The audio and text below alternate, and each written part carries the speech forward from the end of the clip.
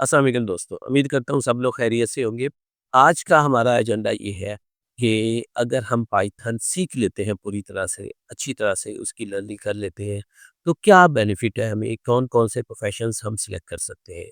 तो चलिए सबसे नंबर 1 पे है हमारे पास डेटा एनालिस्ट या डेटा साइंटिस्ट। ये बहुत ही ज़बरदस्त फ़ील्ड है, इसके अंदर बहुत ज़्यादा अपॉर्च्युनिटीज़ अवेलेबल हैं।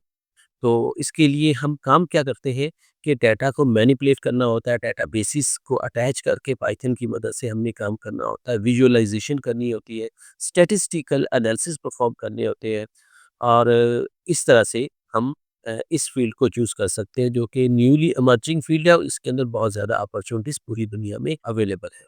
और सेकंड नंबर पे हमारे पास मशीन लर्निंग है।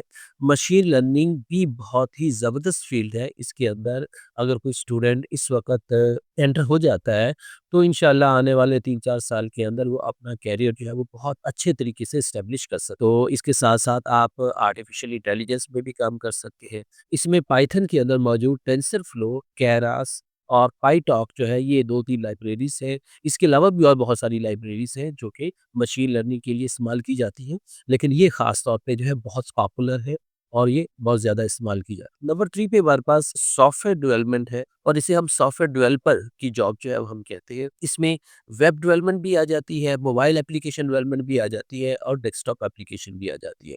और इन कामों के लिए जेंगो और फ्लास्क वगैरह लाइब्रेरीज़ इस्तेमाल की जाती है। नंबर 4 पे हमारे पास स्पेसिफिकली जो है वो वेब डेवलपर की जॉब है। तो वेब डेवलपर में हमने जैसे पीछे देखा कि ऑनलाइन जो है वेबसाइट्स के ऊपर काम किया जाता है, तो यही 2 लाइब्रेरीज़ प्लस एपीआईज़ जो है इसके अंदर एप्लीकेशन प्रोग्रामिंग इंटरफेसेस जो है ये भी बनाए भी जाते हैं और इनको इस्तेमाल भी किया जाता है। तो जेंगो एंड फ्लास्क जो है ये 2 अहम तरीन लाइब्रेरीज़ हैं जो कि वेब डेवलपर को अच्छी तरह से इन पे अबूर करना होता है। और नंबर 5 पे हमारे पास ऑटोमेशन इंजीनियर है या जिसे हम डेवऑप्स भी बोलते हैं।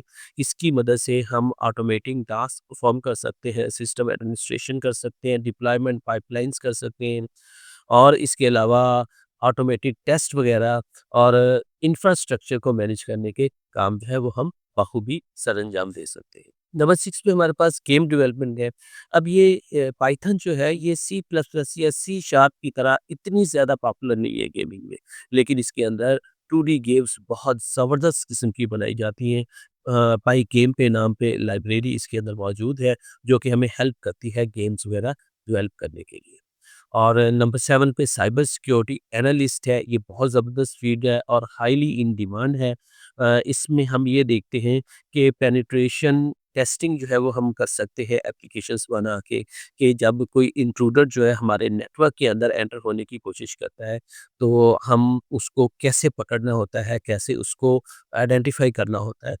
और इसके अलावा क्रिएटिंग सिक्योरिटी टूल्स यानी कि अपने नेटवर्क को महफूज बनाने के लिए जो टूल्स हमें इस्तेमाल करने होते हैं वो भी हम इसकी मदद से बना सकते हैं और ऑटोमेटिंग रेपिटेटिव सिक्योरिटी टास्क करने के लिए यानी कि जो बार बार हमें ये काम करने होते हैं उसके लिए भी हम ऑटोमेटिंग जो है ये पाइथन की मदद से क्रिएट कर सकते हैं।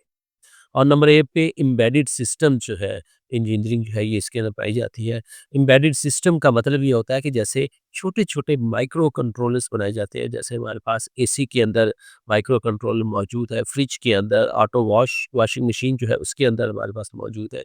इसी तरह से छोटी-छोटी डिवाइसेज़ हैं, उनके अंदर जो माइक्रो कंट्रोलर्स मौजूद होते हैं, जैसे रोबोट्स के अंदर माइक्रो कंट्रोलर्स मौजूद होते हैं। रास्पबेरी पाई ये एक माइक्रो कंट्रोलर है जिसकी मदद से हम बहुत सारे रोबोट्स बनाते हैं।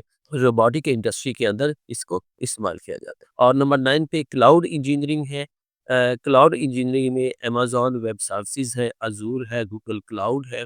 ये बहुत सारी कंपनीज़ हमारे पास अवेलेबल है और सर्वरलेस एप्लीकेशन बनाने के लिए हम इन्हें इस्तेमाल करते हैं। और नंबर 10 पे क्वांटिटेटिव एनालिस्ट की जॉब बहुत ज़बरदस्त है। इसमें हम फाइनेंशियल डाटा को एनालाइज़ करते हैं, ट्रेडिंग जो आपने आजकल बहुत पॉपुलर सिस्टम समझा जाता है, बहुत सारे लोग जो है लाखों करोड़ों रुपए इसमें इन्वेस्ट करते हैं। तो ये जो ट्रेडिंग सिस्टम है, ये जो प्लेटफ़ॉर्म्स हैं, ये इसकी मदद से हम यहाँ पे बनाते हैं। पूरी दुनिया में इसी की मदद से बनाए जाते हैं और ये ट्रेड्स जो है ये की जाते हैं। इसके अलावा हमारे पास लास्ट में है हमारे पास रिसर्च साइंटिस्ट जो है। इसमें आर्टिफ़िशियल इंटेलिजेंस, रोबोटिक्स वगैरह है या इंग्लिश, साइंस या computer science, physics, chemistry, bio किसी भी सब्जेक्ट के अंदर आपने अगर रिसर्च परफ़ॉर्म करनी है, तो उसके लिए आपके पास बेतहाशा अपॉर्च्युनिटीज़ है। ऐसी-ऐसी लाइब्रेरीज़ जो है एआई की हमारे पास अवेलेबल है कि आप रिसर्च कर सकते हैं। आप अपना प्रोफ़ेशन जो है आगे बढ़ा सकते हैं। ख़ास तौर पे एमएससीएस के लिए या फिर पीएचडी के लिए बहुत ज़्यादा अपॉर्च्युनिटीज़ अवेलेबल है रिसर्च की। रिसर्च आपकी किसी भी फ़ील्ड से रिलेटेड है, लेकिन यहाँ पे पाइथन के अंदर आपको हर तरह की रिसर्च करने में मदद मिलती है, चाहे वो मैथमेटिक्स है, चाहे वो इंग्लिश है, चाहे वो कंप्यूटर साइंस है, चाहे वो प्योर साइंसेस में है, तो हर तरह की अपॉर्च्युनिटीज़ आपको वहाँ पे मिलेंगी, आप रिसर्च कर सकते हैं। तो आज तक के लिए हमने 11 पॉइंट जो है वो डिफरेंट डिस्कस किए। अगर इनमें से आपकी पसंद का कोई प्रोफ़ेशन है, तो आप मुझे कमेंट में लिख सकते हैं। उस प्रोफ़ेशन का रोड मैप भी मैं बना के दे सकता हूँ और उसकी मज़ीद गाइडलाइंस भी आपको बना के दे सकता हूँ कि वो प्रोफ़ेशन को जब आपने अडॉप्ट करना है तो उससे पहले कौन-कौन सी स्किल्स, कौन-कौन से टूल्स आपको आने चाहिए। तब तक के लिए अल्लाह हाफ़िज़।